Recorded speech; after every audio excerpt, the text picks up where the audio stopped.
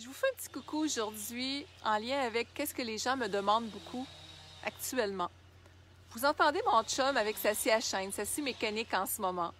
On est dans le bois, bien entendu, c'est notre environnement. Pourquoi j'ai choisi de faire cette petite vidéo en même temps qu'il coupe du bois? C'est parce que dans notre vie, on a des choses des fois qui nous font mal. Je pense qu'il n'y a pas une semaine, pour ne pas dire pas une journée, qu'il n'y a pas quelqu'un qui m'écrit ou qui demande des solutions pour aller de l'avant, pour enlever l'espèce de mal-être qui peut être en dedans.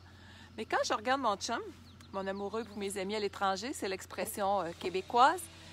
Si on se promène dans la forêt ici, c'est une des plus belles forêts qui m'ont été données de voir. C'est nettoyé, c'est beau, les arbres sont mis en valeur. Tout ce qui est de trop va être enlevé. Tout est pensé pour le bien-être de l'arbre. Donc, vous l'entendez couper les surplus de bois qu'il a élagués dans son érablière, dans l'érablière. Mais dans notre vie, qu'est-ce qui se passe? On vient d'avoir le confinement, bon, qui prend un petit peu plus d'aisance en ce moment. Ça se dégage tranquillement. Mais plusieurs personnes m'ont dit, il y a des choses qui sont remontées. Des choses que je refusais peut-être de voir, des choses que je prenais pas le temps de voir, et là, c'est comme je suis pris en dedans. Il y a des inconforts, il y a des choses qui m'empêchent d'avancer, j'ai pris du poids, il y a toutes sortes de situations de vie. Donc, si on reste comme ça aujourd'hui, demain va être à l'image d'aujourd'hui. Sans culpabilité, les amis. Mais vous autres, dans votre réalité, comment que ça se passe en ce moment? Est-ce qu'il y a un sentiment de joie, d'aisance, de légèreté, ou vous vous dites peut-être, ah, j'en ai assez de revivre encore et encore les mêmes situations. Ce que je vois beaucoup aussi au quotidien, des gens m'écrivent et dire, en amour, ça va pas là. Autant que le confinement a amené des rapprochements, autant qu'il a amené des éloignements, autant qu'il a amené à prendre conscience de est-ce que je suis à l'écoute de mes besoins, moi, dans ma vie en général. Ce temps d'arrêt a permis à bien des gens de voir comment ils se sentent amoureusement, sexuellement, émotionnellement, professionnellement. Donc, qu'en est-il pour vous? Sans se culpabiliser, je le répète, qu'est-ce qu'on peut faire dans le quotidien pour alléger tout ça? Moi, je vous donne un exemple personnel. J'en ai passé 15 ans de souffrance où ce que le médecin ne savait même pas si je passerais à travers. Et c'est avec beaucoup la programmation neurolinguistique que je m'en suis sortie. Et c'est ce que je pratique depuis 30 ans avec les clients, avec des gens que je vois en conférence et tout ça, parce que c'est une des méthodes les plus rapides pour donner des résultats. Mais comment que ça fonctionne? On a dans notre cerveau ce qu'on appelle le système d'activation réticulaire. Cerveau, inconscient, peu importe. C'est même une partie physique. Et cette partie-là, cette salle de triage-là qu'on pourrait appeler, eh bien, elle reçoit toutes les informations qu'on va capter dans notre quotidien. Chaque goutte de pluie, chaque son, chaque saveur, tout ce qu'on capte est envoyé là.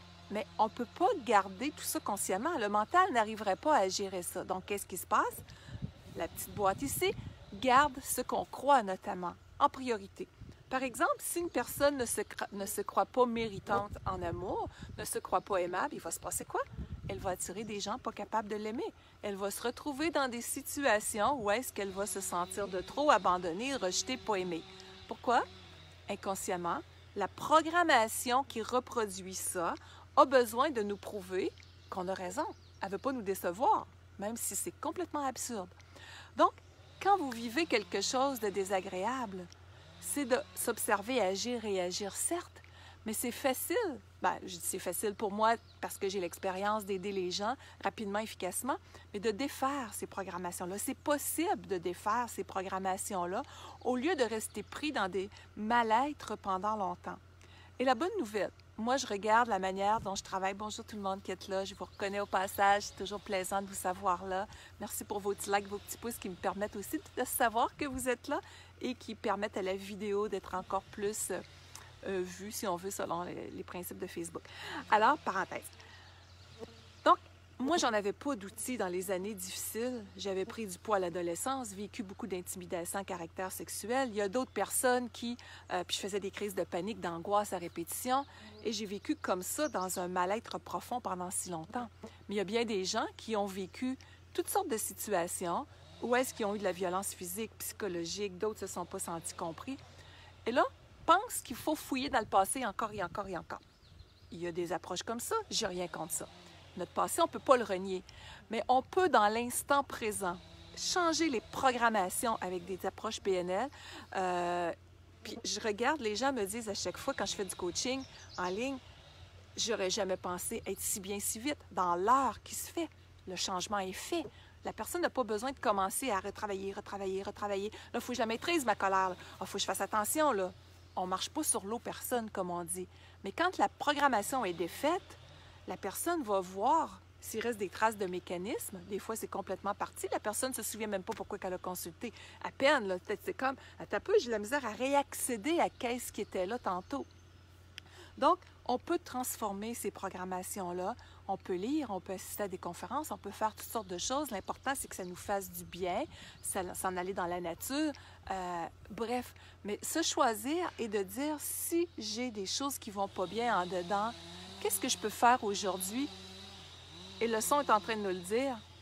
Qu'est-ce qu'on peut élaguer pour embellir notre intérieur, pour l'alléger, pour faire en sorte que, comme dans la forêt, quand mon chum y travaille, le soleil puisse rentrer pleinement et que ça puisse rayonner, ça puisse croître et produire des merveilles. Donc, c'est la même chose dans notre vie. On ne peut pas aller chercher cette sensation de rayonnement, d'aisance, de joie si on traîne toutes sortes de lourdeurs comme des sacs de pierre, des sacs à dos qui ne viennent même pas de nous, puis on essaie d'avancer librement. Donc, c'est un petit coucou que je voulais vous amener aujourd'hui comme réflexion. Que ferez-vous pour créer cette légèreté-là aujourd'hui? Ou d'en créer davantage dans la vie de quelqu'un? Bref, mais on dit que l'important, c'est de partir avec soi, de se donner ce qu'on a pu donner aux autres autant, des fois, bien de l'amour, bien de l'attention, de ramener ça vers soi. Et ce qui me vient spontanément, si vous attirez des gens qui vous mentent, par exemple, dans votre vie, demandez-vous en quoi je me mens moi-même, qui fait que ça devient comme un miroir de qu'est-ce que je porte et que je me fais à moi-même. Combien de gens sentent que c'est injuste la vie pour eux? En quoi on est injuste envers soi quand on n'écoute pas nos besoins, qu'on peut investir dans des vêtements, dans des maisons. Ça va se voir de moins en moins avec le COVID, là, mais c'est ces besoins de grandeur financière ou matérialiste, puis j'ai rien contre ça, là. Mais les gens vont investir là-dedans. Mais ça ne donnera jamais la paix intérieure, la sérénité, la joie et l'amour. Donc, c'est ça que je voulais vous partager aujourd'hui. Et si je peux vous aider, lynnebolduc.com/coaching individuel. Et je vous invite à aller sur mon site aussi, lynnebolduc.com/blog, BLOGUE. J'ai plein de ressources, d'articles, de vidéos, toutes sortes de choses qui sont là pour vous faire du bien.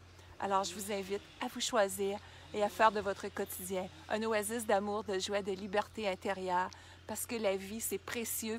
Et regardez la nature, comment est-ce qu'elle est généreuse de ses beautés.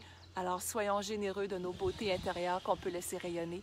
Donc, au plaisir de vous voir et de lire vos commentaires. Bye bye.